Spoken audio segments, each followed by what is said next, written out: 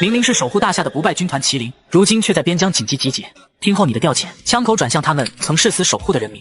只因老大哥叶青云的女儿被人霸凌奸杀，竟被那些穿西服的权贵污蔑成勾引富家少爷索要巨额报酬的下贱女子。叶青云也在查找真相时被人砍去4肢，跳江致死。临死前给你发去求助短信。大夏麒麟军亲卫团叶青云，请将军南下汉江，为下属主持公道。一瞬间，3000特种兵挥师南下，步兵汉江城外，震动南境13省。此刻，你看着这几天调查到的信息，因为愤怒而颤抖的双手微微抬起，挂旗。下一秒，一面面印有瑞兽麒麟的军旗直冲鸣啸，散发着恐怖的肃杀之气。随后，你挥手下令道：“鸣枪，为亲卫团叶青云将士送行。”大陆惊天动地的枪声响起，为叶青云送行。下了场长达5分钟的子弹，不仅惊动了首府京都，在国际上也掀起了一阵风暴。我们这类人可马革裹尸，可战死沙场，但不能枉死在同胞手中。江山是穿军装的人打的，也是穿军装的人在手，享福的却是那些穿西装打领带的。即便这样，他们还想一手遮天。穿军装的要是倒下，那些穿西装的就只能跪着。他们既然意识不到这点，那就打醒他们。即刻传本将军命令，暗中调集3000麒麟军，随本将军南下。必要时，将由麒麟军全权接管本土战区，对汉江市出行下达全面封锁的命令。说着，你朝着叶青云的照片拜了一拜。放心，凡涉事之人，通通都得下去给你磕头请罪。汉江市江水一湾别墅区，劳您费心了，小女也不懂事，幸好是匿名发布，只是没想到那个女孩的父亲会是一个兵者。一个手中夹着昂贵雪茄的中年对着电话那头说道：“他叫白茂之，正是汉江学府的董事白小璇的亲生父亲。兵者每年死的兵者不计其数，更何况有那位在上面顶着，纵然是他所在的战区，下场查还能翻篇不成？过几天就是我家老爷子的大寿，要尽快从根源上掐灭这件事，必要时可以用些手段。”叶家村叶青云家中，大堂摆放着2口空棺，中央位置坐着一个双眼无神的妇人。街道上村民有悲痛，必有幸灾乐祸。哎，素华这么多年老是在家务农，照顾卧病在床的老娘，结果出了这事。这还不是自找的，这2口子生了个不知廉耻的女儿，小小年纪就想飞上枝头变凤凰，害死了自己不说，还害了老子，不但卖身，还向富家少爷索要高额报酬，被人家给失手打死。听到这些话，大堂中的素华气急攻心，咳出了一团鲜血。你们都没有看那条视频吗？我女儿是被他们强迫致死的，如果真是被失手打死，那为什么不把遗体还给我们家？这个要求很过分吗？闻言，众人沉默不语。是啊，一点都不过分。但过去几天了，大堂中依旧是2口空棺。让让！突然，一道不耐烦的声音从院外传了进来。只见一个提着公文包的男子带着几个壮汉走了进来。叶芊芊的家属是吧？这个视频是你们发布的？你女儿的死并没有那么复杂，你们已经对其他无关的人造成了损失。赵少爷看你们可怜，并不打算追究你们的责任，但你们必须签订不再瞎闹的协议。说着，男子从公文包当中掏出一张拟定好的协议，放在了素华面前。素华浑身都在颤抖，到头来施暴的人成了受害者，真正家破人亡的还要被追究责任。愣着干嘛？快签，老子赶时间。男子崔天华推了推素华，催促道：“我女儿和我老公的遗体什么时候能还给我？”素华看着崔天华问道：“啥？还给你们？开什么玩笑？现在禁止私自安葬，他们的遗体早就火化。”听到这话，素华差点栽倒在地。你们这群畜生！说着，他一把将协议撕碎。我不会签的，我要告你们！冥顽不灵。崔天华掏出电话，过来吧，这群贱民太他妈不识好歹。不多时，一辆面包车如猛兽般撞过前院，堵在了叶家大堂前，差点就撞到了素华。面包车上踉跄了下来一个男子，抱歉，喝多了。然后掏出电话打给治安司自首。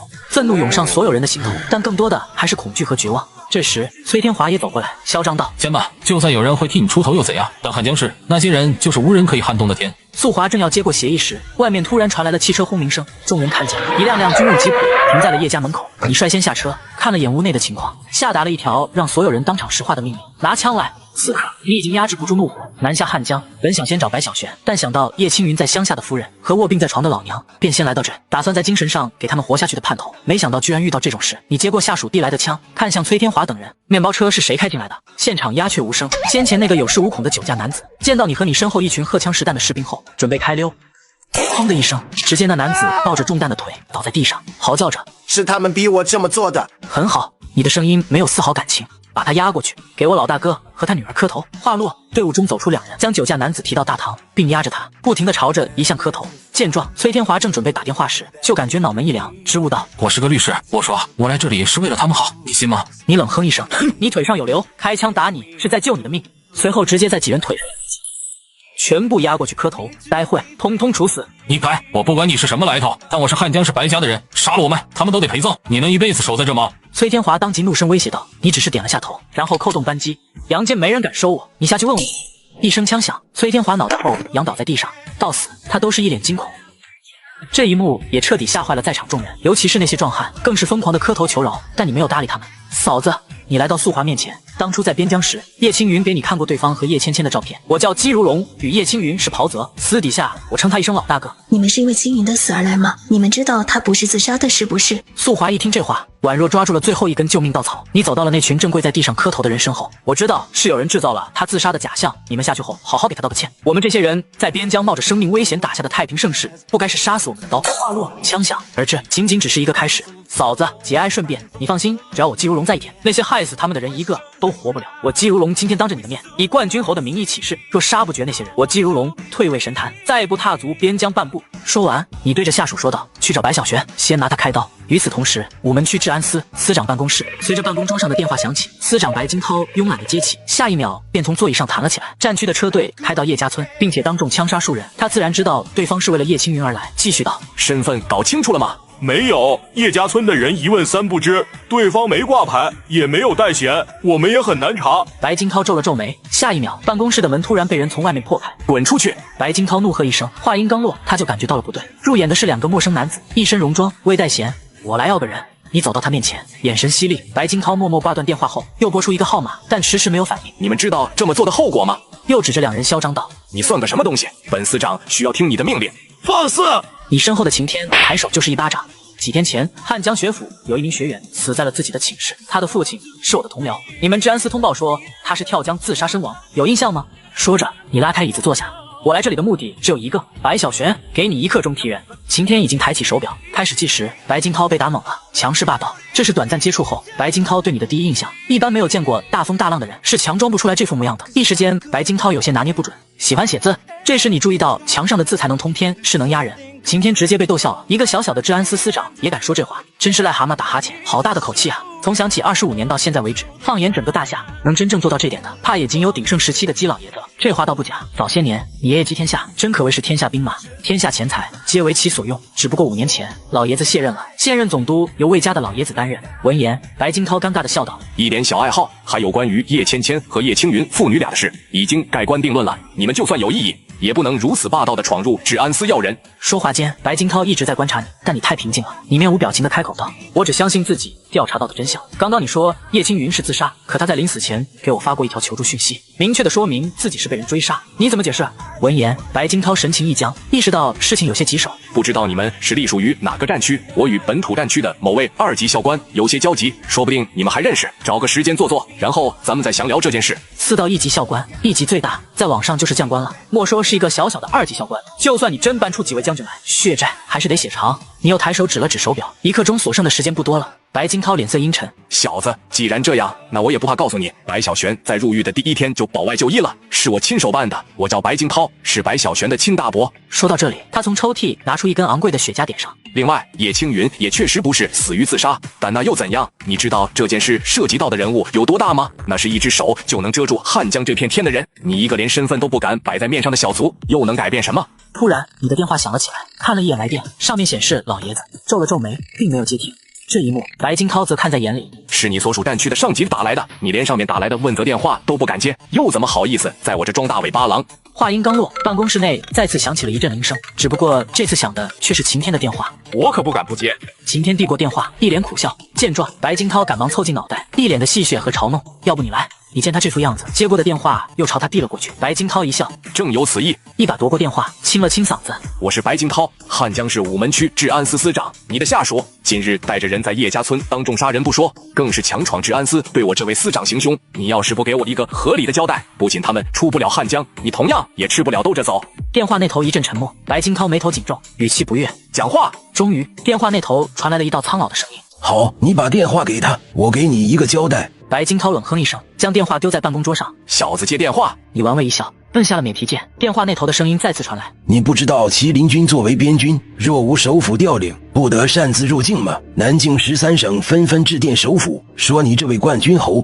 亲自率领3000麒麟军南下，步兵汉江城外，怎么这是准备打下汉江？”一听这话，你还没做声，白金涛猛地倒抽一口凉气，手中的雪茄也掉落在地。暂时不至于，不过保守估计得杀一批人。听说杀我麒麟军背后的人手眼通天，若必要的话，我不介意在汉江先动一场战争，看看这张大手遮不遮得住我这支不败军团。你似笑非笑地看着白金涛，对电话那头回道。此话一出，使得原本就傻眼的白金涛双腿一软，直接瘫坐在了椅子上，满脸惊恐。电话那头沉默了一会，才道：刚才那个扬言要让我吃不了兜着走的孩子送来京都。电话挂断。白司长去过京都吗？你看着白金涛笑道。我爷爷叫姬天下。闻言，白金涛再也绷不住了，身子一滑，重重地跪在了地上。姬天下想起25年一手平定乱世，掌天下兵马财政的总督姬天下，面前这个家伙是……对了，我叫姬如龙，边军总指挥，知道我的人都习惯性地称我一声冠军侯。侯爷，白金涛头皮一炸，连连磕头道：汉江市午门区治安司司长白金涛拜见侯爷。我什么都说。白小璇在江水一湾别墅区。然而一刻钟到了，你走到窗户边，俯瞰着这座城市，杀气腾腾地吐出一个字：抓！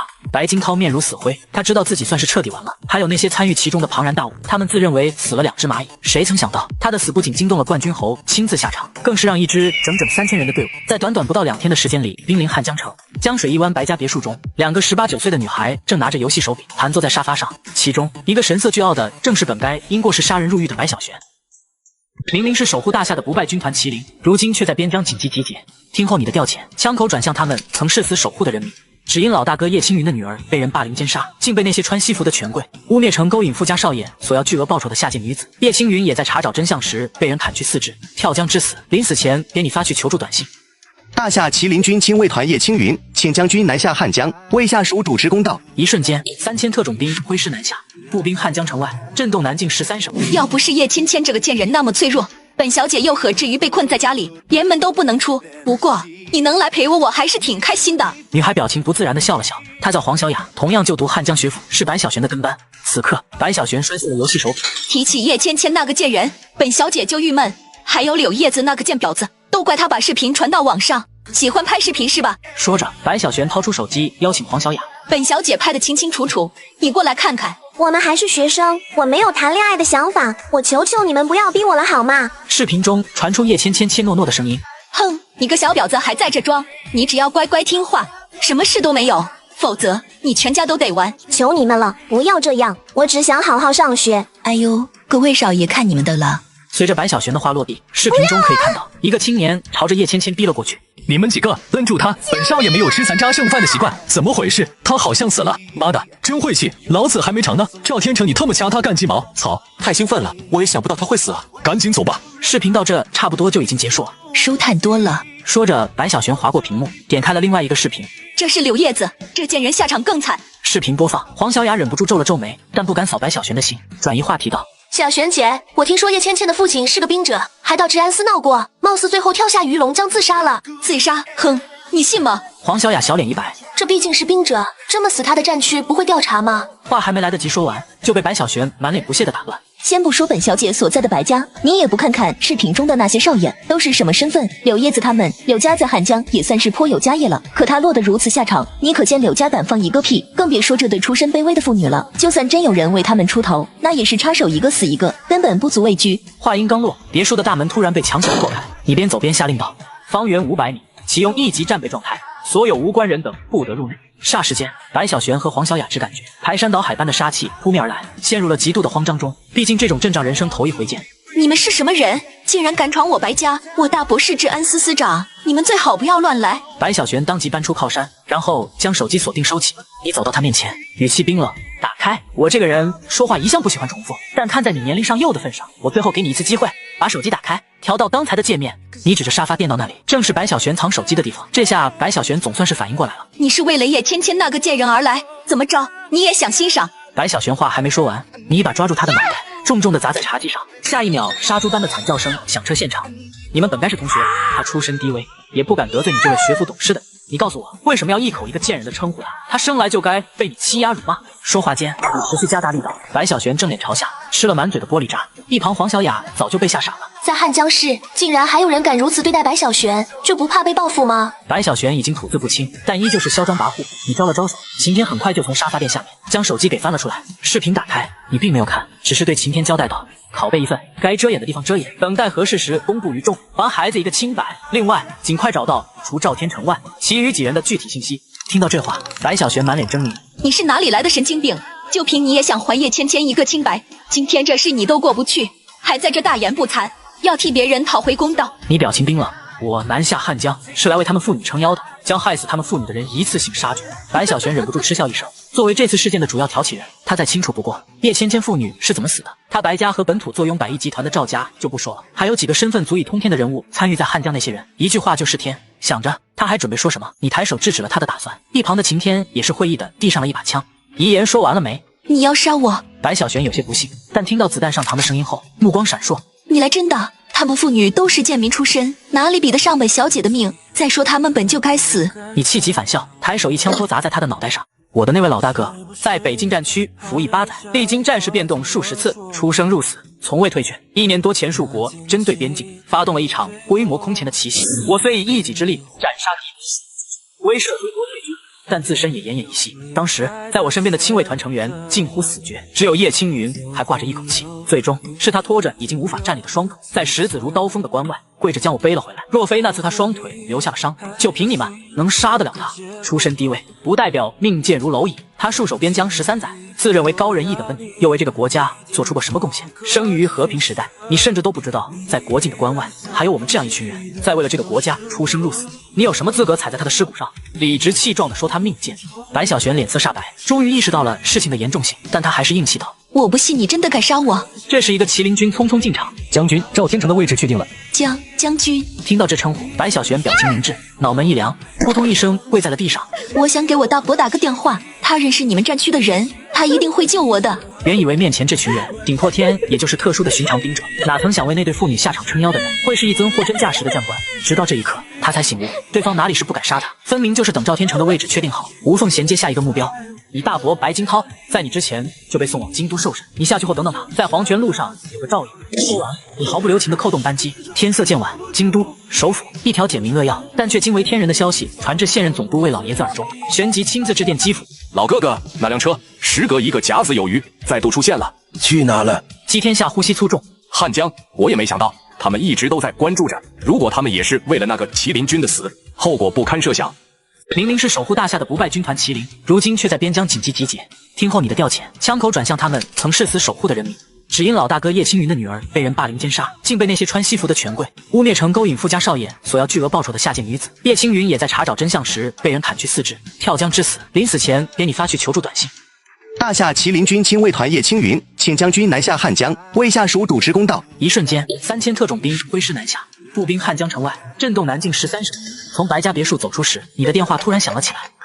想了想，接起道：爷爷。从现在起，停止你在汉江市的一切报复行为，至少2天内，你不准擅自行动。姬天下直入正题，你脸色微变，怎么？朝廷上有人开始施压了？你食指敲着手机后盖，语气冷淡。爷爷，死的是麒麟军，其他事您老人家的话我一定听，但这件事没得商量。您替我告诉那些人，我姬如龙还有47000名部下在关外等一个结果，谁再敢站着说话不腰疼，我杀谁。为众人拾柴者，不可冻毙于风雪。边军入境的确坏了规矩，可若不如此，谁又能为叶青云妇女讨一个公道？臭小子，老子什么时候在你眼里这么不堪了？事情没那么简单，这次你听我的，等2天耽误不了事。此刻你也意识到了不对，到底出什么事了？有人可能要跟你抢活儿，你得让路。姬老爷子又补充道：让那些人多活2天，趁着这2天好好把小女孩安葬了吧。叶青云得葬在京都英灵园，你自己看着办。说完直接挂断了电话。怎么了，将军？这时看出你有些不对劲的晴天连忙关心道：你将老爷子的话重复了一遍，看似只是让我姬如龙让路，实则我整个姬家乃至代表大夏至高权力的首府都在让路，究竟是什么人呢？闻言，晴天满脸震惊。开玩笑，我是不相信世上有这样的人，就算有，为什么要替咱那位老大哥出头？还是老爷子担心您杀得太狠，故意编出这么个理由来唬你们呢？听到这话，你沉默了。从出生到现在，夏国除了老爷子外，还没有谁能压你一头。或许是有些坐井观天了，先等2天吧。明天把叶芊芊的骨灰送回叶家村，好生安葬。届时本侯亲自为他送行。另外还有一个叫柳叶子的，我准备去看看他。晴天点头道：那咱那位老大哥将他接回京都，安葬至英灵园。那天我要3000将士一路护送他至京都。对了，最近要暂驻汉江，你看看白家别墅对门的那堵，我很喜欢。你看了眼四周，嘴角勾起。鱼龙江边一个年迈的女子看着文件，忍不住称奇道：像，实在太像了。这份履历比起我父亲当年也不妨多让。差远了。在他身边，一个双手负后的中年男人却不认同。女子一笑：堂叔，既然他入不得您的眼，那您又何至于亲自跑过来？不会真打算跟这个小家伙抢活干吧？我来是因为他再走大哥当年的路，这条路很难，一个不慎总会万劫不复。如今我唐通已于人间无敌，我要罩着的人，谁敢让他死？谁能让他死？故人陆续凋零，好似风中落叶。一辆旧时代挂着 D 字牌照的越野车消失了。与此同时，从学府回到别墅的白茂之以及其妻子卓一楠，竟发现自己的女儿被人枪杀在家中。白茂之脸色阴沉，这可是他唯一的女儿啊！从来只有我们杀人全家的份，还没有人能骑到我们头上来。说着直接联系皇家，毕竟从白小璇被保外就医后，一直和黄小雅在一起。很快电话接通，白茂之语气冰冷：“我女儿死了，你女儿呢？”于是黄小雅的父亲将女儿告诉自己的话仔细的说了一遍，嘴巴放严实些。丢下这句话，白茂之瞳孔剧烈收缩，直接挂断了电话。怎么样？是谁杀了小璇？卓一楠急迫道：“是不是柳家？一定是柳家干的。看来还是对柳叶子那个小贱蹄子太仁慈了。既然他们把事情做绝，那就彻底开战。”卓一楠近乎失去理智，拿起手机准备拨通某个号码。我准备请和盛会下场。不料白茂之一巴掌呼在他的脸上：“臭娘们，你给老子消停点！柳家要真敢报复，也等不到今天杀小璇。那是战区的人为叶芊芊父女来了。”白茂之解释道。白茂之想了想，决定先联系白金涛，毕竟对方是午门区治安司的司长。电话拨出，提示无法接通。不对劲，随即又拨通了午门区治安司的电话。我是白茂之，你们司长在吗？白先生，下午有一群全副武装的兵者把司长给强行带走了，这件事我们已经汇报上去了，您没有接到通知吗？闻声，白茂之手一抖，电话啪的一声落在了地上。大哥，还有一直没主动联系我的崔天华等人，很有可能也出事了。不行，我得马上去赵家。不多时，白茂之就来到了赵家别墅大厅。赵先生，赵明渊语气平淡道：“这么晚了，是叶家村出事了吗？寻常手段不行，那就动点真格。你连蚂蚁都万不死吗？”然而，白茂之却额头冒汗。战区的人下场了，害去叶家村的人也没了。我大哥在治安司被强行带走，我女儿被直接枪杀在家里。赵先生，咱们还杀吗？闻言，上一秒还稳如老狗的赵明渊直接愣住，满脸震惊。你确定是战区的人？叶青云才死2天，就算他所在的战区下场差，也应该先和本土治安司交涉呀。除了战区，还有什么人有这个能力啊？白茂之急忙补充道。治安司内的监控全都被带走了，一点线索都没有留下。这下赵明渊彻底坐不住了，去见老爷子。不久后，赵氏内堂，赵明渊两人见到了赵家老爷子赵正传，并一五一十的将事情给说了出来。父亲，这群人完全不按规矩行事，直接开杀，这可如何是好？赵明渊倍感棘手。慌什么？在汉江你还怕天翻了不成？赵正传表情十分淡定，毕竟活到他这个岁数，什么大风大浪没见过。事情发生了，想办法解决就是。叶青云若真有什么通天背景，当初会跪在治安司，跪求见他女儿一面。乞丐尚且有3、2个朋友，何况他在战区服役的时间不短呢？没必要大惊小怪。还有，你女儿的死和你大哥被带走一事，先压一压，不要再次掀起舆论。只要他们还在汉江，天亮之前足够查出他们的踪迹。到时候先看看是何方神圣，能谈最好，不能谈就让他们蒸发。明明是守护大夏的不败军团麒麟，如今却在边疆紧急集结。听候你的调遣，只因老大哥叶青云父女被谋杀，还被按上莫须有罪名。瞬间，3000特种兵挥师南下，步兵汉京城外，震动南境13省。接上回，白茂之面露为难。呀，怎么呀，赵家主，你看起来似乎感到很为难。老夫说的呀，是让你不要把这2件事跟那对父女牵扯上关系，明白吗？你大哥那边不用操心，司长被强行带走，汉江总司自己会擦屁股。至于你女儿，她不是因为过失杀人而入狱了吗？还需要老夫把话说得更明白些。赵正传蹙眉，见老爷子动怒，一旁的赵明渊连忙提点：考虑到外界对学府学员死亡一事颇为关注，相关部门决定对白小璇处以死刑，立即执行。这样不仅完美解释了你女儿的死，也可以让关注这件事的人瞬间消失大半。白茂之哪里会不懂，只是有些不愿意接受自己的女儿死了，还被人利用罢了。你还没到老夫这个年龄，女儿没了还可以造个儿子。赵正传开口道。白茂之点了点头，这个社会就是一个大鱼吃小鱼，小鱼吃虾米的环境。别看他在外面风光，可在赵正传这样的人物面前，他也只是一个没有半点选择权的小人。突然，白茂之从怀里掏出了2卷宣纸，摊开道：“这是我从我大哥办公室找到的。”赵家父子看了过去，一张是才能通天，是能压人8个字；一张则是耳风耳露，明高明知，下明易虐，上天难欺16个字。前者字迹平平无奇，没什么好点评的；后者笔走龙蛇，苍劲有力，杀机毕露，每一个字都极具冲击力。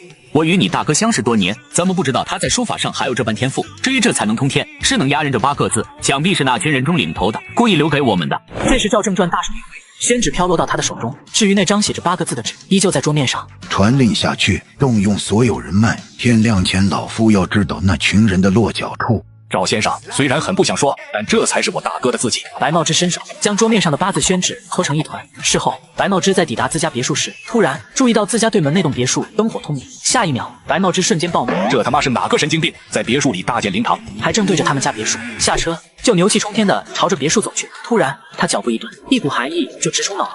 叶青云，灵堂上摆放的照片，他如何认不得？白茂之，46岁，汉江学府董事，就是你了。你表情淡然道：“对了，你女儿是我杀的，也别忘了替你大哥准备一份。我原打算先将参与这件事的小畜生一次性杀绝后再杀老的，但临时发生了意外，转告你背后的人，2天后我接着杀。”白茂之不明白究竟是谁给你的底气。好，还没来得及解释，就感觉身子一沉，根本无法反抗，重重的朝着灵堂跪了下去。刚搬进来就不见血了，磕几个头再走。次日，你给叶青云上完香后，就与晴天驱车离开了江水一湾。我查了一下，柳叶子家里是做医药生意的，虽然不是顶尖，但也有一定的规模。柳叶子出事后，柳家在圈子里公开放言要追责到底，但最后也变成这样。晴天的话分散了你的注意力，对于柳叶子这个敢于为叶芊芊发声的女孩，你心中充满了感激。当初要不是她将自己录下来的视频发到网上，叶芊芊的死甚至都不会掀起半点波澜。而就因为这样，不仅她本人付出了惨重的代价，如今的柳家恐怕也不好过。毕竟有句话叫杀鸡儆猴。汉江第1院特级病房，几个穿着人模狗样的畜生堵在病房门口，看着里面的一对中年夫妇，病床上躺着一个没有双手的女孩。从学府事发到至今不过短短几天，可对于柳家却如同地狱。孩子被砍了双手，拔掉舌头不说，整个柳家的生意也是受到了恶意打压，现在也是苟延残喘。鹏飞，孩子待会还要用药，有什么事我们私底下解决。病房内憔悴的中年好声好气地对着堵在门口石鹏飞开口道，只是他刚刚走过去就被一把推开。娄有胜，你他妈在想屁吃呢？今天要是不把钱赔给我们，全家都别想好。这时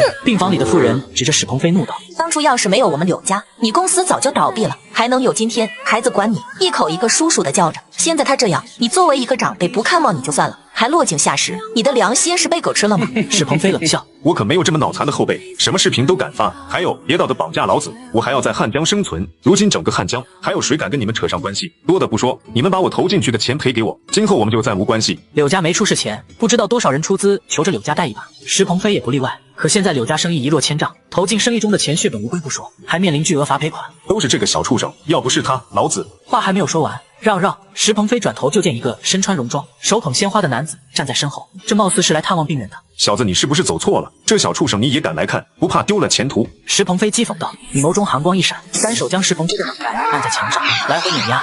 再有下次，你这辈子就不用说话了。随后在众人的目瞪口呆中，你走进了病房，我来看一下孩子，并微笑着冲2人打招呼，走到柳叶子的病床旁坐下。只是上一秒的笑容，此刻已经荡然无存。你浑身上下都在抑制不住的颤抖，似乎是刚刚的一幕被柳叶子看到，所以原本不愿见人的姑娘，此时竟然双眼泪汪汪的看着你，像是感谢臭当兵的。你敢打老子？信不信老子让人把你剁碎了喂狗？这时石鹏飞终于缓了过来，捂着血肉模糊的脸冲你叫骂了起来。晴天眼神微眯，右手扶在腰间，朝你询问道：宰了？这简单的2个字让在场众人停住了呼吸，只是等他们看向你时，却发现你摇了摇头。你们有种就给老子等着！石鹏飞明显有些犯怵，丢下一句狠话就离开了。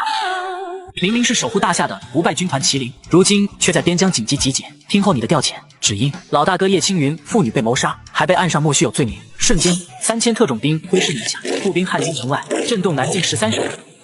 接上回，毕竟他们几个就算加起来也打不过，现在最重要的就是找回场子。快给彪哥打电话，另外和医院的戚主任通口气，让医院不要报治安司。病房里，刘有胜夫妇刚回过神，想说什么时，你率先道：不用在意，那种货色，我一巴掌下去能拍倒一大片。不知道你是？刘有胜疑惑的同时，心里还是感动的。正所谓患难见真情，锦上添花的事多不胜数，可雪中送炭少之又少。我叫姬如龙，与叶青云是同僚，更是袍泽。一句话让刘有胜2人当场变脸，柳叶子更是怔怔地看着你。哼，我就知道。柳夫人自嘲一笑，然后冲着你大吼道：你们给我滚！我们一家因为这件事都要毁掉了，已经够惨了，你们这是要逼死我们吗？刘有胜沉默，虽然什么都没说，但也没了先前的好脸色。听到这些话，你内心更是一揪，完全能够理解他们的心情。在他们想来，自己既然是为了叶芊芊父女的事而来，那么自然不是真心看望，而是打着让他们继续作证的居心。可涉及到这事的人，他们根本就惹不起。他们的女儿只不过是为叶芊芊发了一条视频，提到了白小璇和赵天成，2人就落到了这个下场。整个柳家的生意也如雪崩，在继续介入当中，保不齐连命都得搭进去。若非如此，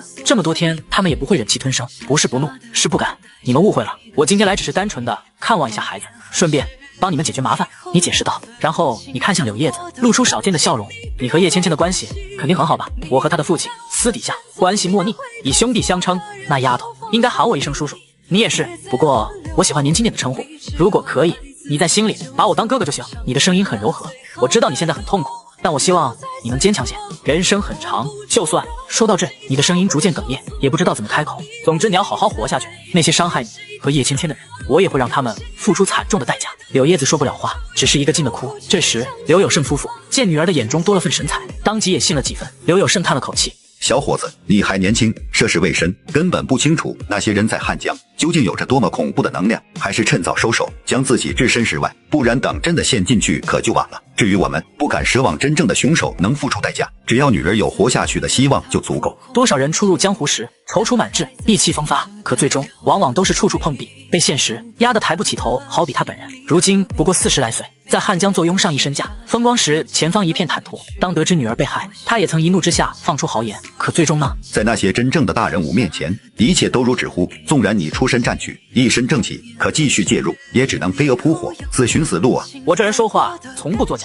昨天，虎门区治安司司长白金涛已经被送往京都受审，害死叶芊芊凶手之一的白小璇已经下去陪葬了。接下来会有更多的人为此事付出惨重的代价。刘有成满脸震惊，这真的假的？好啊，小子，胆子挺肥啊，居然真的没跑。那一瞬间，你感觉到柳叶子的神情紧张了下，立即安抚道：“别怕，他们都是来住院的。”石鹏飞一愣，旋即反应过来，好大的口气，你不是很能打吗？你老来看看老子为你背了多少人，有种你就下去。闻言，你起身走到窗户边，看见30-40个手拿刀棒的青壮年站在院子中。就这，你瞬间没了兴致，吩咐道：“全送进来。”晴天点头，掏出手机拨号。两个毛都没长齐的小东西，和老子装起来了！你以为你不敢下去就能逃过一劫了？说着，石鹏飞神气地跑到窗前准备吆喝，可脑袋刚探出去，他整个人就石化了。只见一队军用吉普冲进侧院，紧接着一个个全副武装的兵者提枪下车。多大了，还玩刀棒？把他们手上的玩具都卸了，再送他们就近治疗。晴天对电话那头说道。石鹏飞扑通一声瘫软在地，面色煞白。汉江市什么时候出了这位狠人？此时你已经回到病床前坐下，并翻出手机上的一张照片，对柳叶子说道：“别紧张，最多2天。哥哥把他宰了，让你开心开心。”刘有胜夫妇定睛一看，瞬间头皮发麻。那张照片正是赵家小少爷赵天成。这时，2个全副武装的兵者走进病房，将石鹏飞强行拖走。我错了，有胜哥、嫂子，你们帮我求求行。石鹏飞哀求的声音不停回荡着。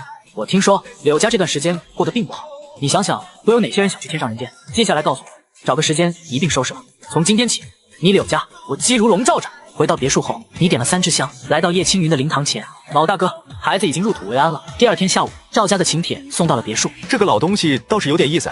晴天冷笑，字里行间表达的意思就是：第一，我赵正传盯上你了；第二，我赵正传在汉江混迹了几十年，与本土大人物几乎都有交情，愿意跟你交个朋友，希望你不要不识好歹。挺有自信，你冷哼道：“他以为这样就能让我知难而退。什么时候我们这些当兵的这么好欺负？”屈指一弹，镶有金丝的大红旗直接在半空中湮灭。晴天讶异：“您不打算去玩了？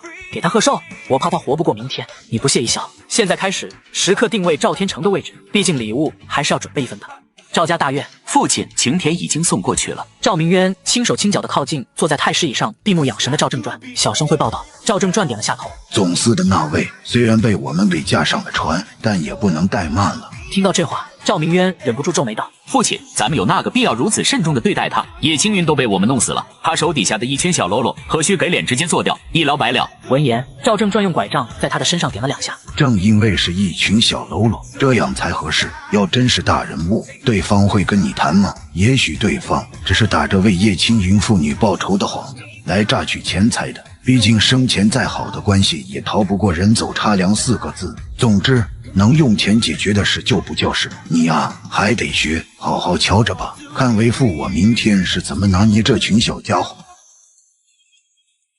明明是守护大夏的不败军团麒麟，如今却在边疆紧急集结。听候你的调遣，只因老大哥叶青云父女被谋杀，还被岸上莫须有罪名。瞬间，3000特种兵挥师南下，步兵汉江城外，震动南境13省。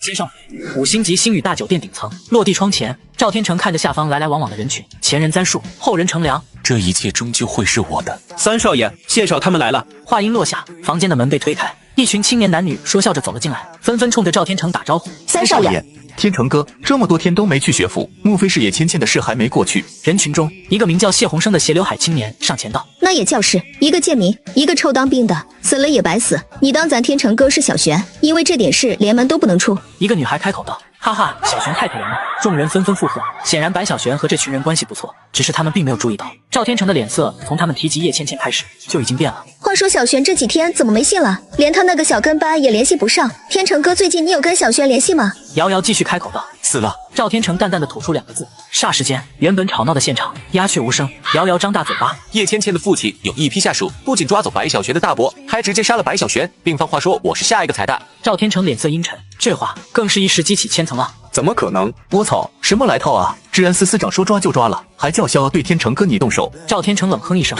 小喽啰而已。据我爷爷说，对方老大和我们差不多，不过一直在隐瞒身份。若真是代表战区下场调查，怎会如此？估计是来要封口费的。说到这，赵天成更是恼羞成怒。妈的，敲诈到我赵家头上来了！最关键的是，我爷爷竟主动邀请他来参加大寿。突然他眼神一亮，今天是我爷爷66岁大寿，若我能替他解决这群人，他老人家想必会非常开心。他们就住在江水一湾，现在天色还早，我们去把他们给抓过来，敢不敢干？一群人明显有些犯怵，连治安司司长都敢直接抓的人，他们怎么对付？这就怕了，他们不是叫嚣老子是彩蛋吗？白小璇都死2天了，本少还活得好好的，你们要是不敢，就当本少没说。闻言，赵天成的乘胜追击开始让这群年轻气盛的青年男女松动了。妈的，干就干，不就是一群兵者吗？老子自小辈家里都到5个，寻常人打10来个不在话下。我再招呼几个5个的朋友过来，不信拿不下他们。谢鸿生率先开口，我也从家里联系一批护卫过来。一群人一拍即合，在赵天成的带领下直奔江水一湾。傍晚，江水一湾，2天时间一到，晴天一脸古怪的看着手机上的定位，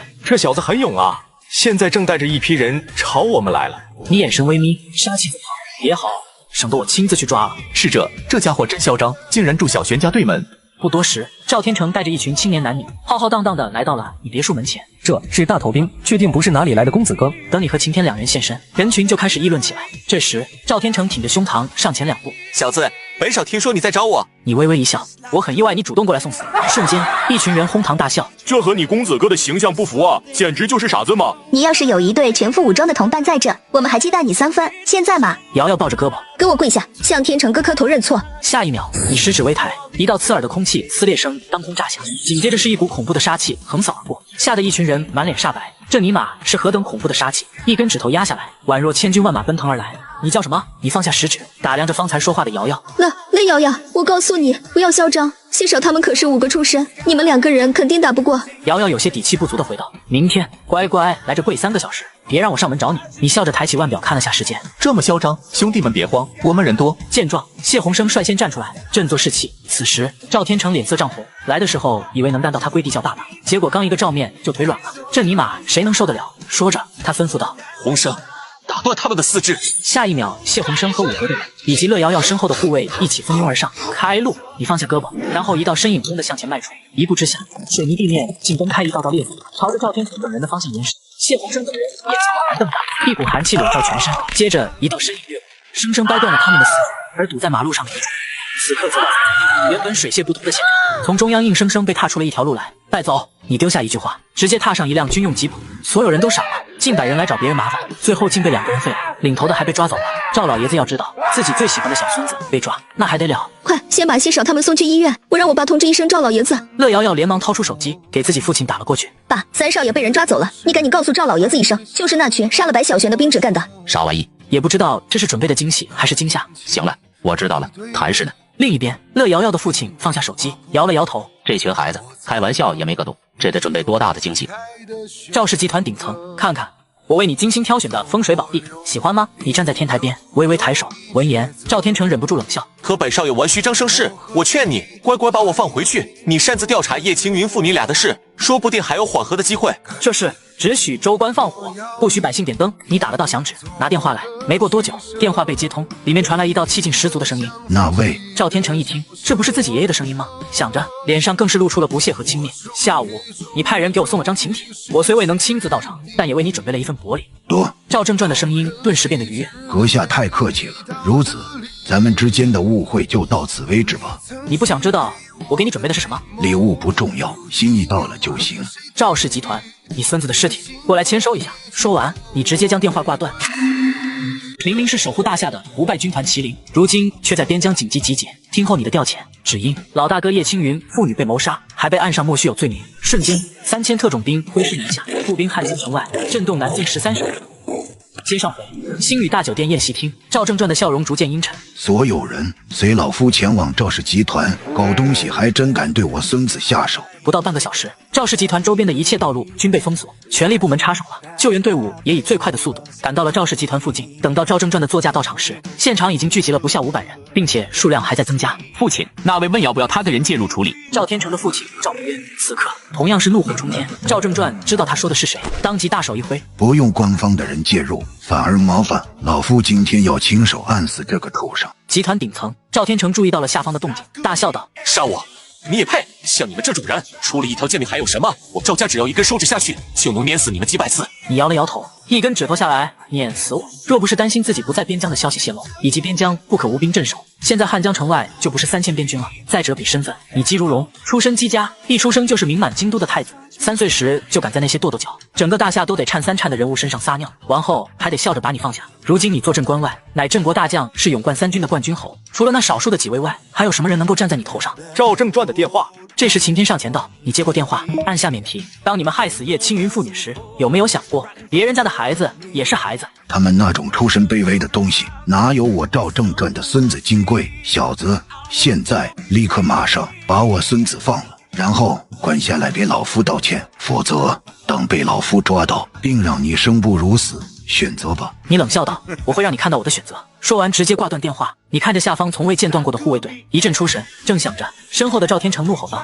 听到我爷爷的话了吗？小子，叶芊芊那种贱婊子，凭什么让本少爷的偿命？他要是不装清高，乖乖当那位的姬兰，本少哪有得手的机会？哈哈，你不知道他当时的表情，那叫一个绝望。说着还将脑袋凑近你，他就是被本少爷掐死的，你又能怎样？可就在他自信满满时，你突然摁着他的脑袋，不断朝着天台边缘砸下。赵天成被砸得有些迷，此时他整个身子都悬在半空。来，抓好！你提着他的衣领，示意他用手抓住天台的边缘。下一秒，秦天走到一旁，掰断一根生锈的钢棍。赵天成还没反应过来，整个巴掌就被钢棍贯穿，死死地钉在了水泥里，惨叫声响彻夜空。你们都得死，包括你们的家人朋友，本少会统统送他们下地狱。闻言，你蹙眉，然后点了支烟。你是不是觉得自己赵家3少的身份能让你为所欲为，想杀谁就杀谁？狗东西，有胆子就直接弄死我！赵天成疯狂道。可随着你下句话出口，他整个人傻在了半空。汉江城外有我3000边军，边疆还有47000，你凭什么觉得我不敢杀你？接着一张照片递到了他的眼前，你口中所谓的贱民，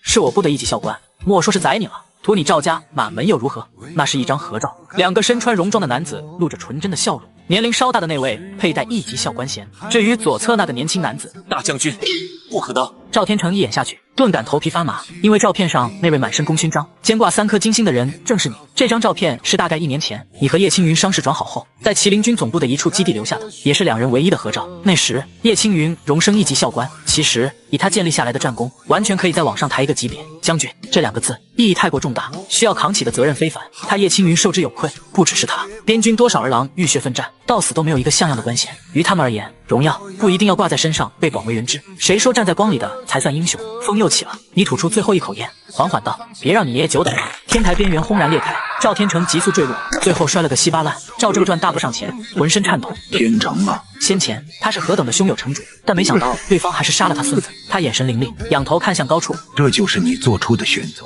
下一秒，众人只见集团顶层的巨大招牌断成2半，轰的一声落在了地上。报告将军，我不以各就各位。秦天道：那就清场吧。你转身离开，人影消失。赵正传再也把持不住形象。好，我不管你是谁，不将你碎尸万段，我赵正传当众自裁。还愣着干什么？上去把人给我抓住！赵明渊大手一挥。然而就在这时，人群中不知道是谁吼了声：战区的人来了！接着一辆辆装载重型机关枪的装甲车冲进现场，赵正传调来的几百人队伍瞬间就被冲散，仅仅只有几十人，但这批将士全副武装，装甲车上更配备了重火力。父亲，赵明渊瞬间泄了气。战区的人，这是下场，可不是一个好信号。赵正传沉着脸：狗东西，以为这样就能逃过一劫了？他拄着拐杖，自信上前：老夫乃赵氏集团掌门人赵正传，解决一点私事儿，不知道战区的兄弟能不能卖个面子？明天我会跟战区的刘校官亲自解释。刘校官，站住！所有人退至30米外，胆敢过线者，杀无赦！紧跟着，重型机关枪转动起来，枪口直接对准了赵正传的命门。校官，他们今天接到的命令是由边军总指挥、战区扛把子级别的人物亲自下达的。省一把来了也得靠边站。见状，人群纷纷退至老远，毕竟这玩意动动手指都能把他们打成肉馅。赵氏集团门前，你和秦天两人一前一后现身。小子，有种让老夫打个电话。赵正传见到你，心中杀意更盛。你点了支烟，表情冷淡道：“随意。”随后掏出手机，可还没来得及开口，就听电话那头率先说道：“让他们走。”明明是守护大夏的不败军团麒麟，如今却在边疆紧急体检。听候你的调遣，只因老大哥叶青云父女被谋杀，还被岸上莫须有罪名。瞬间，3000特种兵挥师南下，步兵汉江城外，震动南境13省。接上，这群人不是本土的，一旦起冲突，保不齐真敢把你们突破了，你自己掂量吧。挂断电话，赵正传整个人宛若泄了气的皮球，再也没有了那副盛气凌人的样子。打完了，你上前2步，当着所有人的面，轻飘飘的在赵正传的脸上拍了几下，给你机会你也不中用啊！转告你背后的人，让他们洗干净脖子，姬某人会一家家的找上去。你的话老夫记住了。赵正传咬着牙压制着怒火，你满意的点了点头。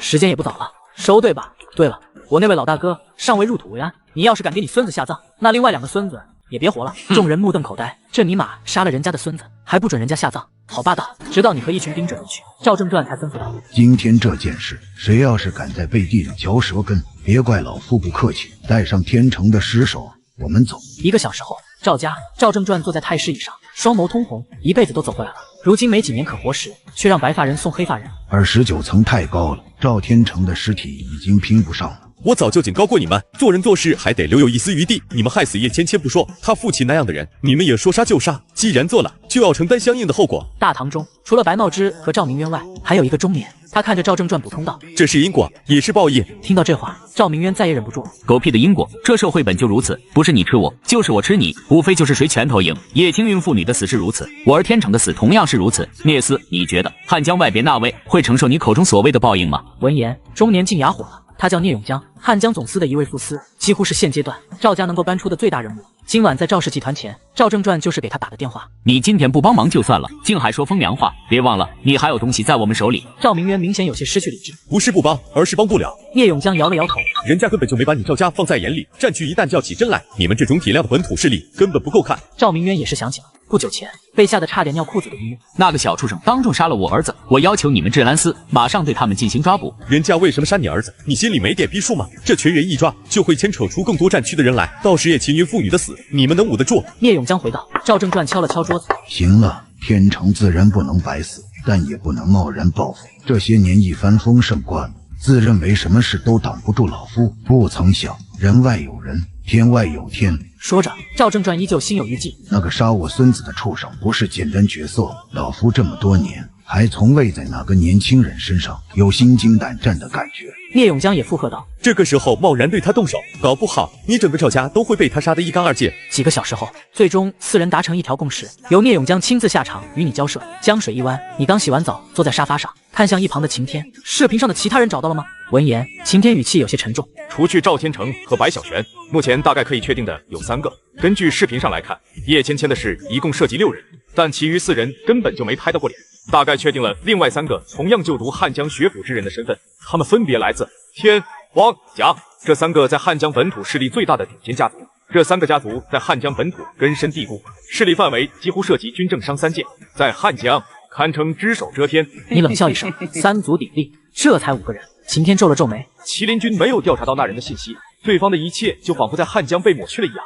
看样子，对方的来头很大，大到本土的3个天花板家族都在拼命保他。汉江虽然比不上京都、魔都，但也勉强能够得1线的程度。这种人怎么会出现在汉江，并参与到了叶芊芊的事情中？你很是不解。还有白金涛那边没有消息吗？见晴天摇头，你语气逐渐升温，别告诉我这2天审了个继母。审肯定是审出来了，但我们现在一点消息都没有收到。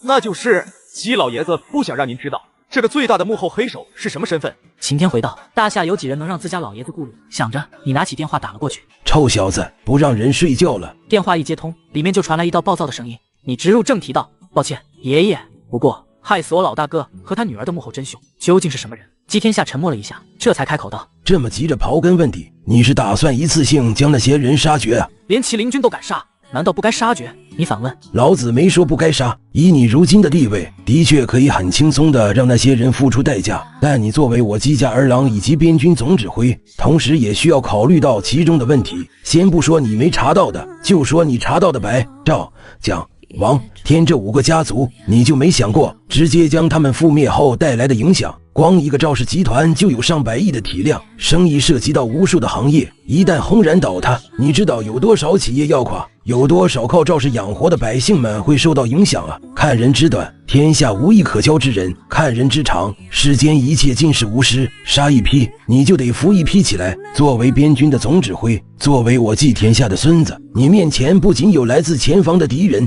还有后方大厦的万万民生。守住这座天下是你的责任，让大厦能够稳定发展，让百姓能够安居乐业，同样是你的责任。你为麒麟军讨回应有的公道，杀该死的人是对的，但你现在为了一个人的死，救治无数人的性命而不顾，难道就一定是正确吗？字字如雷，在你脑海中炸响，是孙子愚昧了。姬天下笑了。话说，魏家那小丫头，你到底是怎么想的？魏苍生那老小子可跟我提过多次了，你几次放人家鸽子，打老子脸不说，关键是让魏家感到不舒服。你苦笑一声，一时无语。魏家千金魏婉儿，这丫头与晴天一样，小时候几人就经常在一块玩，你一直把对方当妹妹，但没想到魏婉儿竟然对你产生了爱慕之情。不管是姬家还是魏家，均是总督之家，门当户对，所以两家就希望你俩能结成一对，这样也加固了两家间的关系。不过你却因为某些原因对魏婉儿没有感觉。爷爷，感情这种事年纪不来。你叹气道：臭小子，你想清楚，就这样。见你挂断电话，心情不好，一旁的晴天便将话题一转：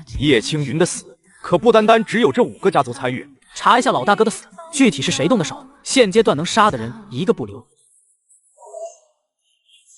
明明是守护大夏的不败军团麒麟，如今却在边疆紧急集结。听候你的调遣，只因老大哥叶青云父女被谋杀，还被按上莫须有罪名。瞬间，3000特种兵挥师南下，步兵汉京城外，震动南境13省。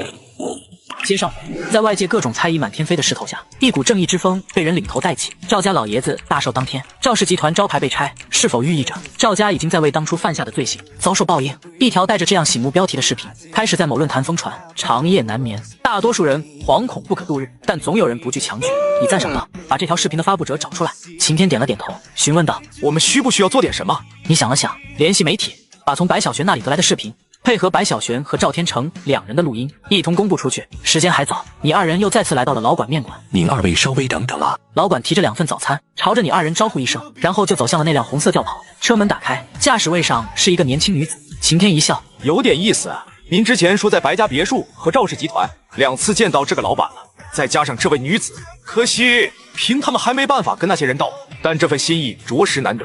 你没有说话，正准备收回目光时，恰好看见女子撩动了一下发丝，露出后脖梗处一块花朵胎记。下一秒，你立即吩咐道：都有你秦家的特权，今晚前我要见到有关他的一切信息。从未见过你这种神情的晴天，在吃完早餐后就将你送回别墅去处理事情了。某媒体部门，晴天以100万的价格要求对方将这条视频以及这2段录音通通公布出去，留下一句话就离开了。拿我的钱，要是不办事，你会后悔来到这个世界的。邹广不以为然，只认为晴天就是个人傻钱多的主。其实在这之前，赵家早就先一步找到他们部门了，所以他才说这钱完全是白捡。毕竟谁会冒着触犯赵家的风险替你瞎说大实话？不多时，邹广来到了部长办公室，将事情描述了一遍，只不过金额砍了一半。本名齐向田的中年部长当即面露不屑：哪里来的蠢猪？别说是50万，5000万都没有傻子敢给他报。说到这，他突然想到了什么。卧槽，这他妈不会是杀白小璇和拆赵家招牌的人吧？毕竟这也太巧了，赵天成不会也死了吧？一听这话，邹广被吓得连退数步。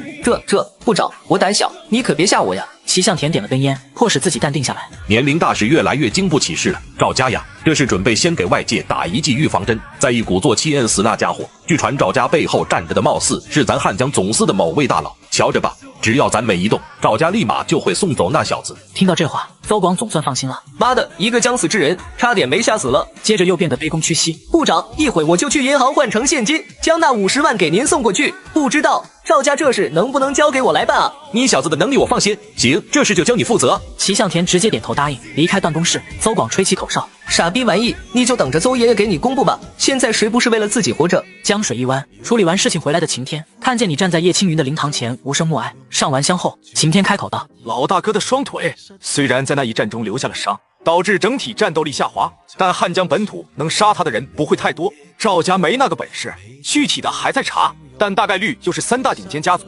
五阁这些年发展很快，起初建于京都，但近些年疯狂扩张，分隔布满大江南北，其中高手如同过江之鲫，多不胜数。3大顶尖家族在其面前也不过是臭鱼烂虾。说完这话，你又补充道：“上次被你废掉的几个豪门子弟，不是自称五哥出身吗？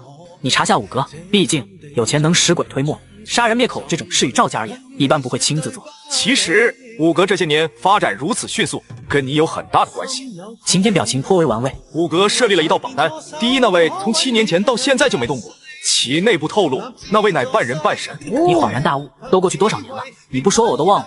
这样看来，还是我当初的一番举动，成就了现在的五哥。当初要不是老爷子强烈要求，我也不会闲到去争那个武道榜。毕竟那些所谓的武道高手实在是太弱了，我仅用了7成力就打穿了。说着，你还摆了摆手。陈年旧事，不提也罢，那是7年前刚满18岁时打下的战绩。哪怕是晴天，也不知道你现今究竟有多强。你打算什么时候对3家动手？晴天跳开话题，灭了他们，要扶谁起来？柳家不够，柳有胜身上没有对权势的野望，以及上位者该有的魄力，去柳家坐坐吧。正好抽空把这段时间打压他们的人一并收拾了。你想了想，决定道。片刻后，驱车到半路时，坐在后排刷着手机的你突然脸色一沉，一股恐怖的杀气瞬息散至周围。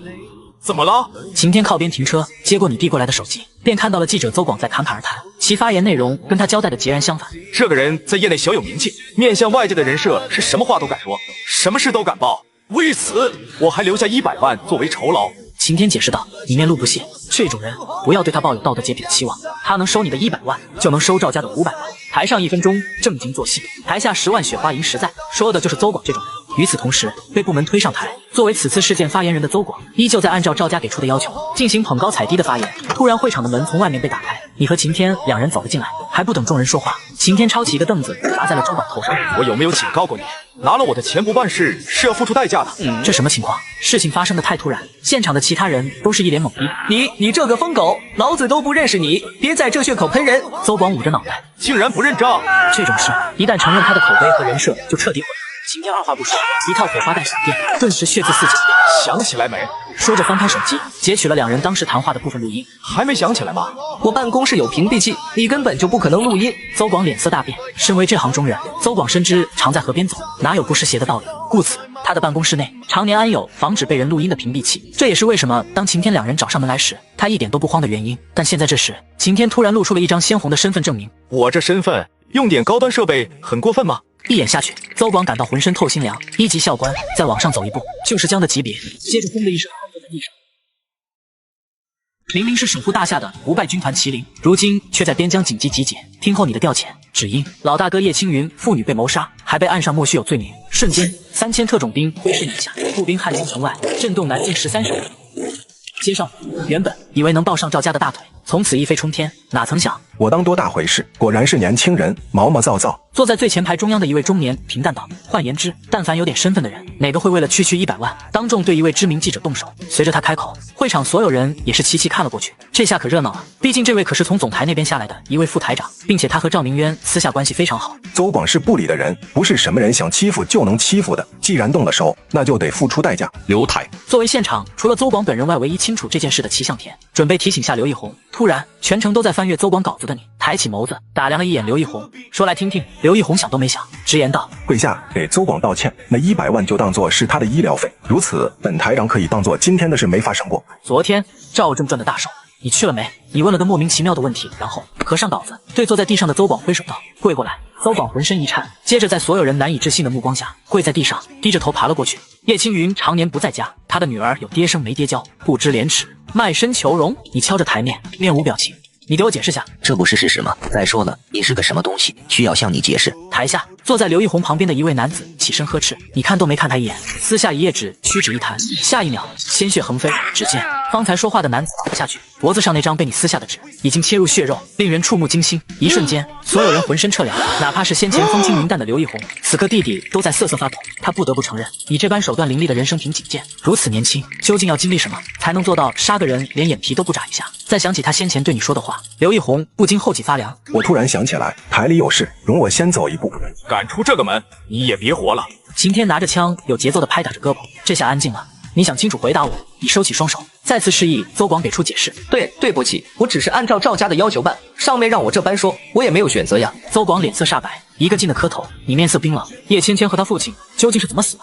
是赵天成他们强迫了叶芊芊，然后颠倒是非，说是叶芊芊卖身求荣，敲诈他们，被白小璇失手打死。他父亲是被灭口的。听到这些话，众人瞠目结舌。尽管这些大家都知道，但你怎么敢说出来？对不起，我愿意公开道歉，希望您大人不计小人过，我一定把事实公布出去。邹广试图挽救弥补，其他人不清楚，但他知道面前坐着的这位，基本可以确定是一位肩上扛着匠心的恐怖存在。叶青云，是我的袍泽。你再次翻开稿子，着重提醒道。邹广更是吓得面如死灰，一个劲的道歉。对不起，我真的不知道他与您是这样的关系，只要您高抬贵手，我保证收回先前的狗费，将事实真相公布出去，哪怕是死也在所不惜。你冷笑道，如果道歉有用，要我们这些当兵的做什么？确实，作为父亲，他并没有保护好自己的女儿，没有照顾好自己的家人，但他对得起大夏，对得起你们这些被他保护，还要在他死后骂他活该去死的狗杂种。下一秒，一柄匕首将邹广的腮帮贯穿。你接过晴天递来的手巾，擦拭着手上的血渍。姬某以前以为拳头最厉害，没想到人的嘴更厉害。面对示威的你们，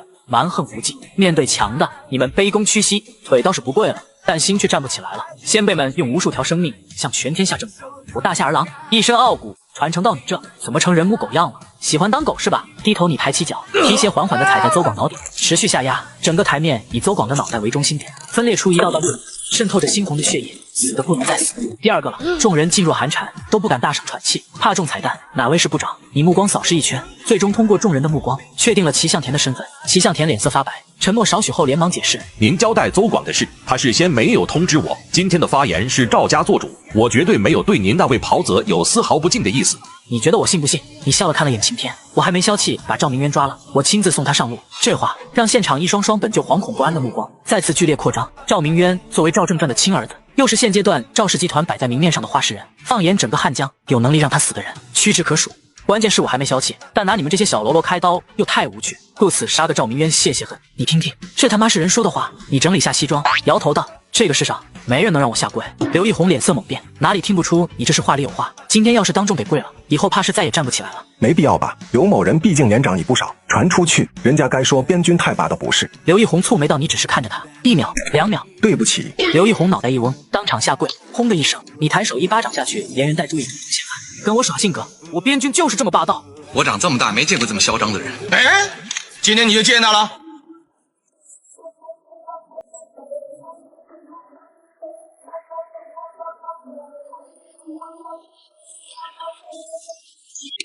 明明是守护大夏的不败军团麒麟，如今却在边疆紧急集结。听候你的调遣，只因老大哥叶青云父女被谋杀，还被岸上莫须有罪名。瞬间，3000特种兵挥师南下，步兵汉江城外，震动南境13省。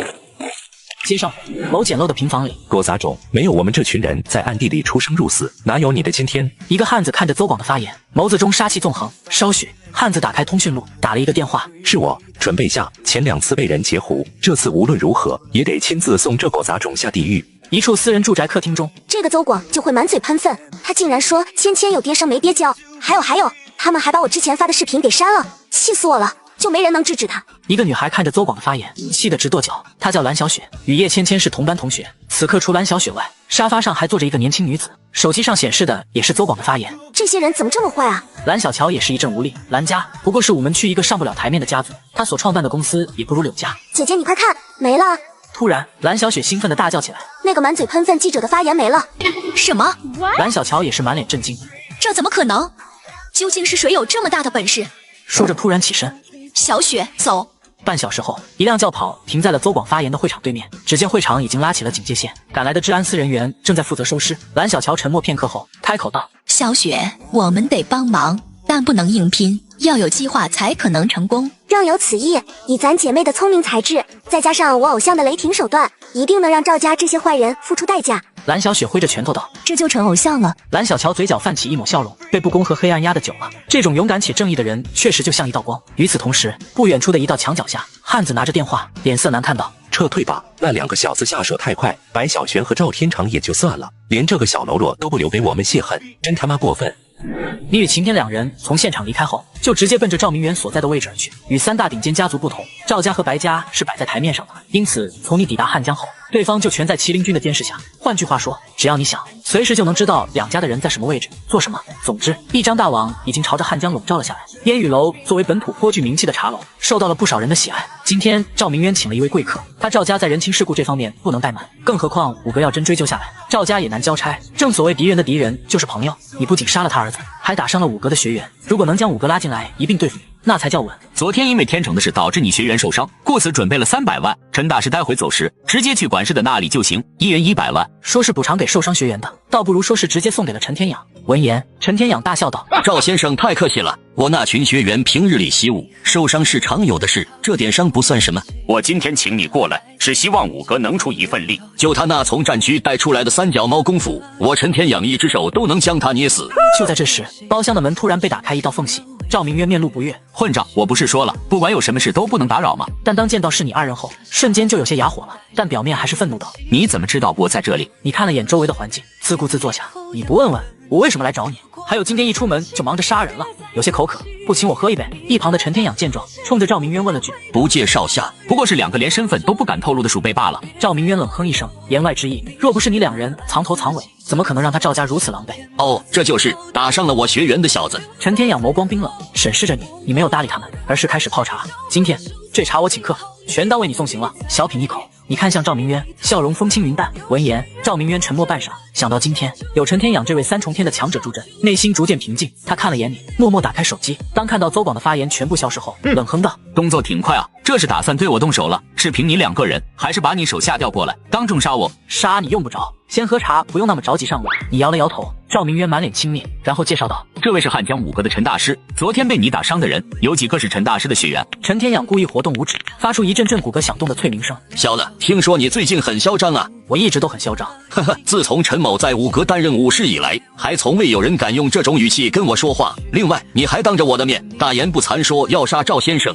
是不是没将我陈天养放在眼里？话落，整个包厢充斥起一股恐怖的威压。你不急不缓地点了支烟。我一不靠你吃，二不靠你穿，为何要将你放在眼里？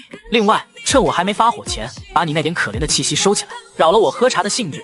我会让你知道，有些人不是你能招惹的。听到这话，陈天养2人顿时就笑了。你真以为自己带着一群乌合之众就能在汉江横着走吗？陈大师不仅是汉江5阁的武士，更是一位3重天的强者。你知道3重天是什么概念吗？你在陈大师这种修者面前狗屁都不是，不知天高地厚的小子。莫说是这小小的汉江，纵然是放眼全大夏，能让5阁招惹不起的人也没有几个。你算什么东西？说着，陈天养大手一挥：“陈某不想跟你在这废话。你昨天打伤了我学员，今天陈某找你打回来，天经地义。”下一秒，陈天养果断出手，恐怖的气息再度攀升。3重天于寻常人而言，确实是高不可攀的存在，但对你来说，一巴掌下去，少说也能拍410来个。动静小点，你继续喝着茶说道：“明白。”晴天五指成掌，朝陈天养抓了过去。刹那间，整个包厢的气流陡然静止。这怎么可能？拳到中途的陈天养顿时脸色大变，这小子单凭气势就让他四肢僵硬，对方难道是4重天以上的高手？这他妈是什么怪胎？晴天抓住他的肩膀，五指用力收拢，下一秒传来骨头断裂的声音。坐好，然后又亲切地将他按回原地。整个过程甚至连一点茶水都没有先动。一旁原本满脸褶子，等着你被一拳 KO 的赵明渊，当即变成死鱼眼，内心一顿输出私语言，然后就是恐惧、不安，浑身颤抖。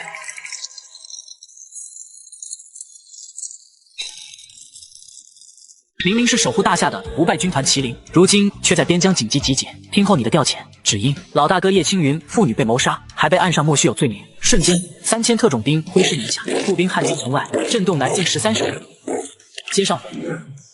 刚才来时，听到有人说一只手都能捏死我，现在呢？闻言，陈天阳感觉后脊发凉。今天这一脚怕是踢到铁板上了。一个下属都有4重天起步的实力，那你呢？怕不是战区某个高层家的2代？此时，肩膀传来的痛楚让陈天阳反应过来，他瞪着一对玻璃球，实力菜就开始搬靠山了。依你所言，我刚才就应该坐着不动让你打。你反问道：“这本是我跟赵家的事，你们5个不分青红皂白，强势插手，技不如人输了。你这个当武师的不问缘由，宣称学员败阵，你出头打回来是天经地义。然后我断你一只胳膊，你又再搬出5个。陈天养作为5阁之人，怎能容忍在2个毛头小子面前如此丢脸？故而恼羞成怒道：伶牙俐齿的小儿，不管你怎么狡辩，都无法否定你打伤我的事实。常言道，打狗还得看主人。陈某虽然只是汉江分阁的一个小小武士，但背后站着的可是整个5阁，纵然你能说出话来，也要付出代价。长见识了，你笑道：另外一边也别留着了。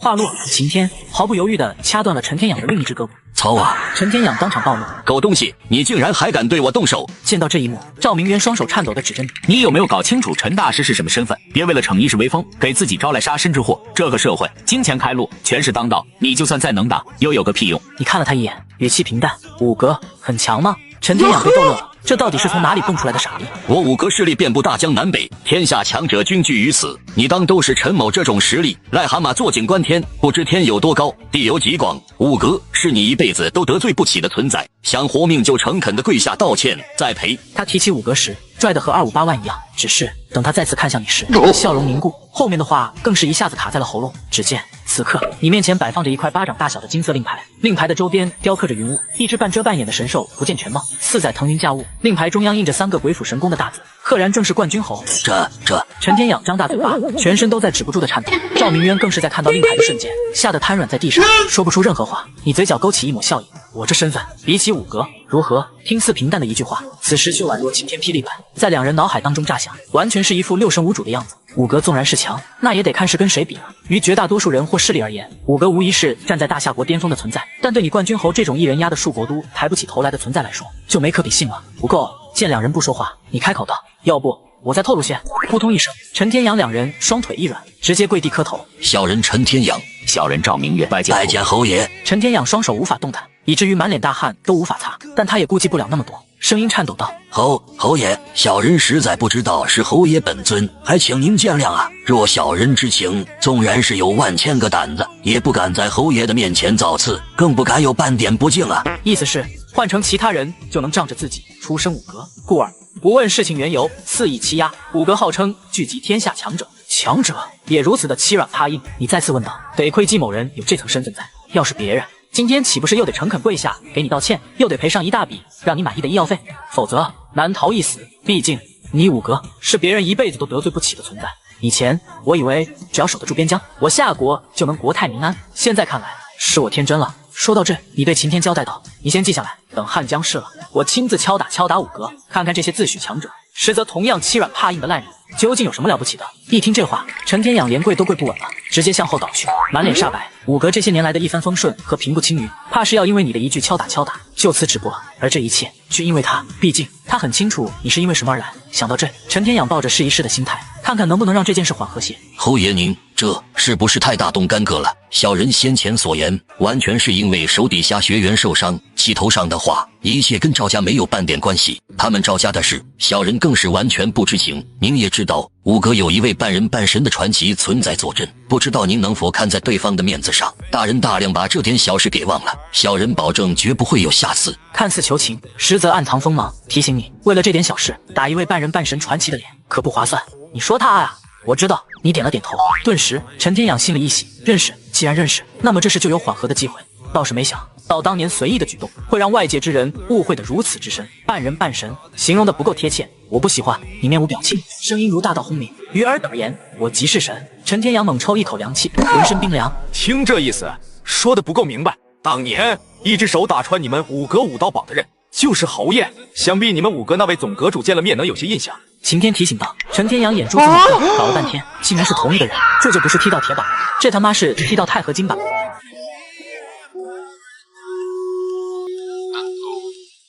明明是守护大夏的不败军团麒麟，如今却在边疆紧急集结，听候你的调遣。只因老大哥叶青云父女被谋杀，还被岸上莫须有罪名。瞬间，3000特种兵挥师南下，步兵汉江城外，震动南境13省。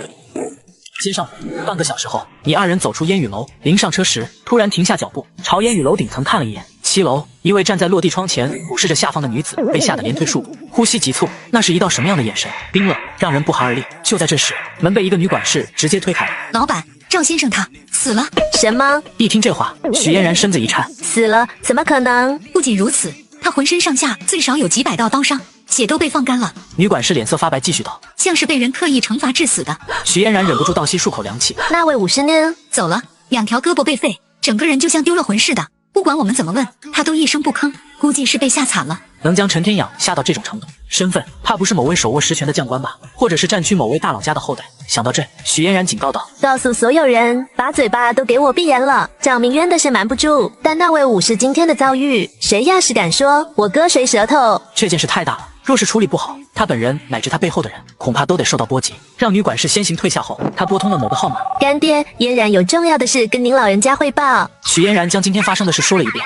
战区的人来历比5个还。电话那头沉默片刻后，声音再度传来：“来我这里讲。”与此同时，赵家聂永江在接到赵正传电话后就赶过来了。一进门，他抽了下鼻子：“怎么有血腥味？”林渊死了。闻言，聂永江瞳孔一缩，走到担架前，掀开白布，一阵头皮发麻。现在动用你的权力，不惜一切代价把他们抓了。见聂永江犹豫，赵正传指着赵明渊的尸体道：“死的不是你儿子，白发人送黑发人的滋味可不好受啊！你千万别逼老夫！”聂永江一把抓住他的衣领，怒吼道：“你要是敢动我女儿，老子死也要啃下你身上的2两肉！”对此，赵正传笑了笑：“只要你把事办好，你女儿就不会有危险。”闻言，聂永江松开他的衣服，点了支烟：“你应该清楚，我们连缉拿战区兵者的权利都没有，这件事我需要考虑一下。”听到这话，赵正传连忙乘胜追击：“我会联系上面，给上成通通气。老夫有权有手段，你怕什么？再说，事情暴露了，不还有天家吗？天家不行，汉江天外边的那位，难道还保不住你的父司？”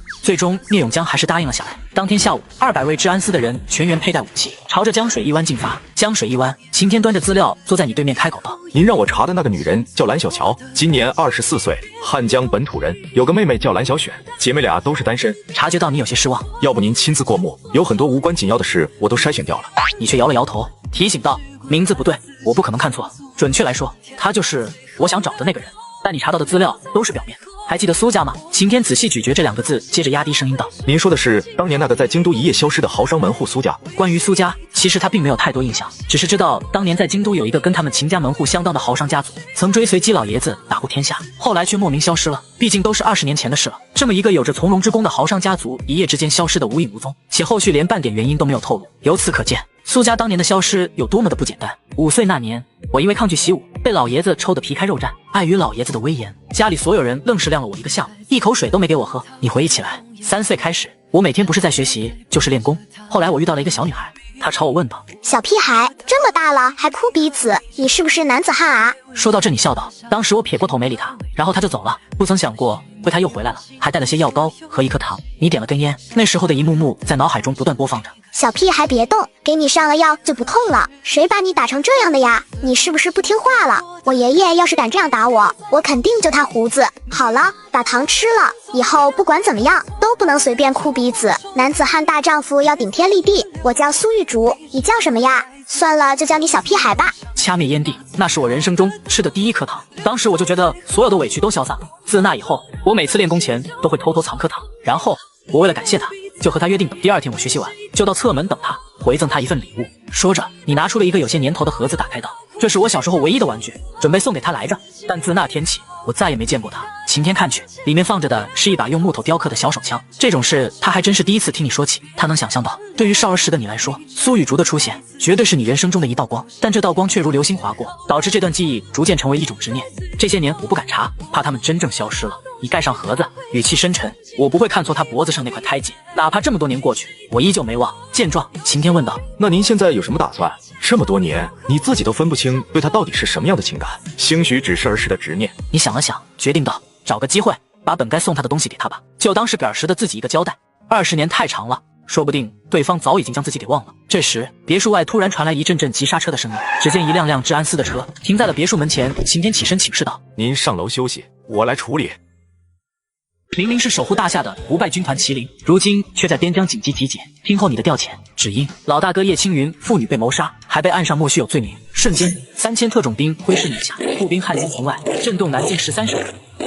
接上治安司的，你看了一眼，并没有上楼的打算。见状，晴天笑了笑，看来是赵明渊的死彻底激怒了赵正传。既然来了，那就一次性解决。话音刚落，一队治安司人员就堵在了别墅门前，然后聂永江大步流星地走了进来。自我介绍下，我是汉江总司的副司，现经过我司调查，你们与白小璇、赵天成、赵明渊3人生死案有直接关系，决定对你们缉拿询问，然后移交至战区部门。一套流程走完，才从身上掏出电话，看向你们。赵正传的电话谁接？小畜生，还记得老夫的声音吗？你一口一个小畜生，相信我，当我再次出现在你面前时，你的下场不会太好。你警告道，但显然今天的赵正传有点飘了。等你被关进大牢，老夫会亲自到场，亲手将你们带给我儿子和孙儿的伤害10倍100倍的奉还。突然，你笑着合上杂志，首次打量起聂永江以及堵在别墅外200左右的治安司人员。就这，上一秒的兴致转眼就消失了。我以为汉江总司集体出动了呢，区200人的队伍竟给了你这么大的自信。听到这话，聂永江和几个治安司的人均在极力克制。事到如今，你还在这装镇定，现在有没有后悔为那对妇女出头啊？不过老夫也可以给你一个机会，你当众跪下，如此我就放过你下面的人。此时，聂永江等人都想看看你在这样的局面下会作何选择。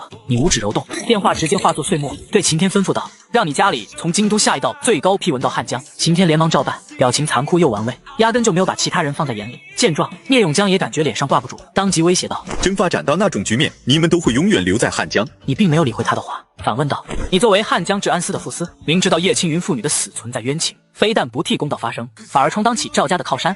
赵家父子的命是命，我那老大哥的命就不是命。”聂永江被对得有些恼怒，大手一挥，带走，拒不直接当场击毙。下一秒，周围的治安司人员全都统一动作，准备掏枪。然而，面对这剑拔弩张的一幕，你只是点支烟，但凡让我听到一声枪响，只需要3分钟，我让你今天带来的200人无一人生还。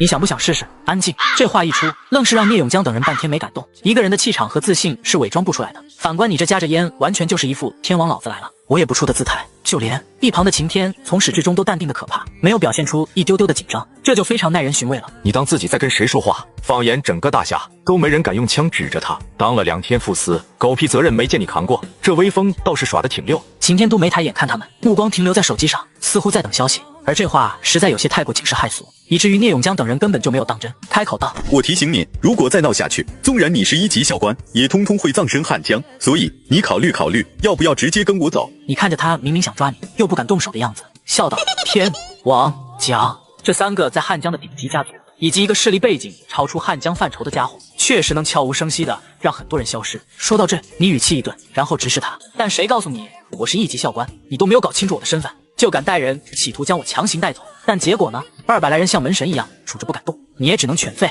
知道为什么吗？”聂永江消化着话里的意思，闭嘴不语，坐井观天，不知天高地厚。下次见面，我再告诉你，你现在的行为会导致什么下场。你卖了个关子，起身准备上楼。滚吧！晴天抬头下达了驱逐令，算是把你的话翻译了一遍。聂永江等人瞪着眼睛，满脸愤怒，最终还是没敢动手，灰溜溜的带人离开了。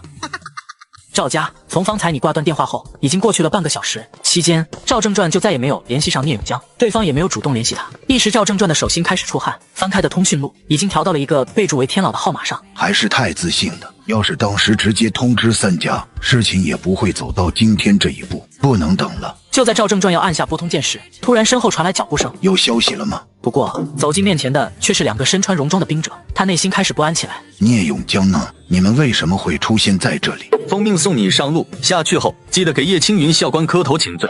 校官，赵正传正主，既然如此，那就让你死得明白些。听好，叶青云隶属于麒麟军亲卫团一员，官拜1级校官。至于你扬言要弄死的那位，那是我麒麟军的总扛把子，乃当朝冠军后。听到这话，赵正传瞬间呆若木鸡。本来我家将军打算让你多活一段时间，但你今天的所作所为已经触碰到了底线，他没工夫来亲自送你上路，所以由我们代劳。边军，怪不得你们行事敢如此肆无忌惮。赵正传终于从震撼中回过神来，说着就要拨出电话给3家提醒，但下一秒一把匕首扎进了他的手腕，电话瞬间脱落。不等赵正传反应过来，一道巴掌就捏住了他的喉咙。他内心大震，要知道他可是4重天的强者，否则也不至于能在汉江市白手起家。现在边军5万儿郎，挂的是姬姓，听的是将军令，守的是万里山河，护的是亿万黎民。下辈子记住，别触犯了不该触犯的底。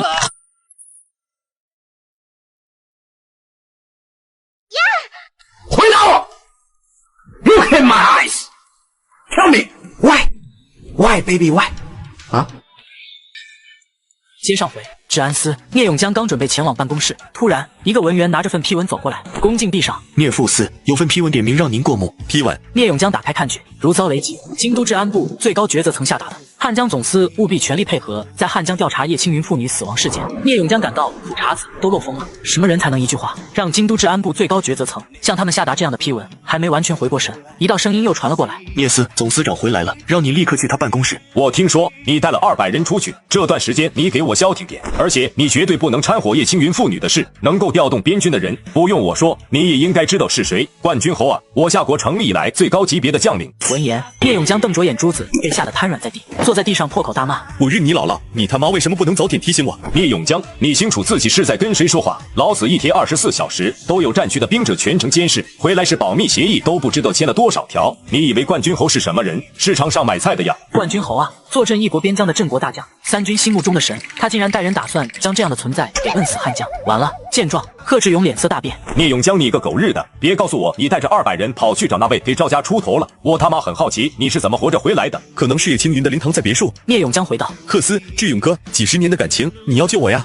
贺志勇深吸了一口气。冠军侯不比其他人，再者慈不掌兵，情不立事，义不理财，善不为官。由此可以想象，这样一位坐镇边疆，杀到天下公认当世第一战神的神话级人物，能是心慈手软之辈。出了这样的事情，但别抱太大希望，提前把该交代的交代了吧。贺志勇叹了口气道：“柳家，乐永军带着一群人闯了进来，放言让其带着柳叶子前往赵家大院外，跪下磕头认错，直到赵老爷子开心。”面对众人的胁迫，刘有胜夫妇只好给你打电话求助。你叫来的人怎么还没到？立马给他打电话，让他快滚过来。好巧不巧，他这话一出口，就见刚刚抵达现场的你和晴天，目光如刀一一扫过，上一秒还嚣张跋扈的乐瑶瑶当场石化，小脸煞白一片，前脚还在嬉皮笑脸的乐永军等人均感到后颈发凉。都在等我，你语气平淡，然后看向人群中噤若寒蝉的乐瑶瑶。昨天我让你今天到我那跪3个小时，你为什么不听话？接着你对着晴天吩咐道，请他们吃掌心脆。下一秒，晴天大步上前，抡起巴掌，一个挨着一个的抽了过去。心脆的耳光声在现场不断回荡着，将你那句掌心脆体现得淋漓尽致。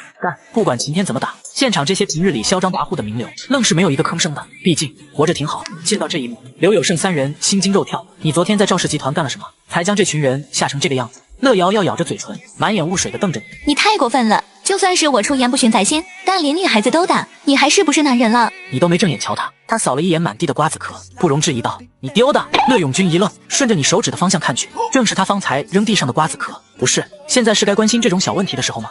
你家大人有没有教过你做人要有教养？是谁告诉你到别人家里可以把垃圾四处乱扔的？你动作快如闪电，一把将他的肥猪手摁在茶几上，寒光乍现，只见一把水果刀将乐永军的手死死钉在了茶几上。顿时乐永军惨叫了起来，双眼充血，恼火道：“你他妈欺人太甚！”敌人尚且有3分火气，更何况他还是个有些脸面的人。欺人太甚，你是人吗？你摇头道：“人可以不善，但为什么要如此作恶？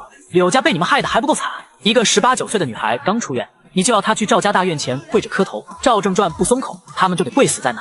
你们是畜生，不是人。”见状，人群中已经有人准备趁乱逃离现场了。再没有经过我的同意前，谁今天敢踏出大门一步，我杀谁！效果显而易见，众人生怕一个不小心就落得个跟乐永军一样的下场。这段时间，凡是欺压过你柳家的人，一一通知到位，半个小时不到就不用来了，我帮他们安排后事。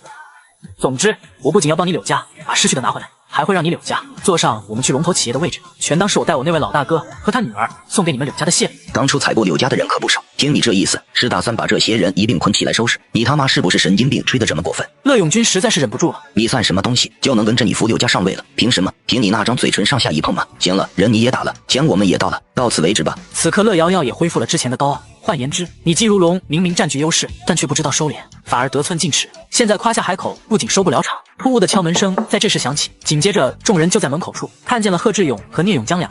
刹那间，乐永军一群人更是欢呼雀跃。此刻憋了一肚子屈辱的乐永军再也顾不上其他了，一把抽出扎在手上的水果刀，哭丧着脸跑到贺志勇2人面前，卑微道：“贺总司、聂副司，您2位总算来了。要是再不来，这目无法纪的小畜生还不知道要做出什么更过分的事。”周围众人也在纷纷附和。2个没有眼力见的狗东西，没看到贺总司和聂副司来了，竟还敢在那坐着不动。乐瑶瑶此刻更是肆无忌惮起来。听到这些话，贺志勇脸色铁青，咬牙切齿道：“闭嘴！”一巴掌没收住，直接甩在了乐永军脸上，力道之大，更是让他踉跄几步撞到了乐瑶瑶身上。贺志勇不再理会，长舒了口气后，小心翼翼地对你请示道：“您看，我们可以进来吗？”刹那间满堂死寂。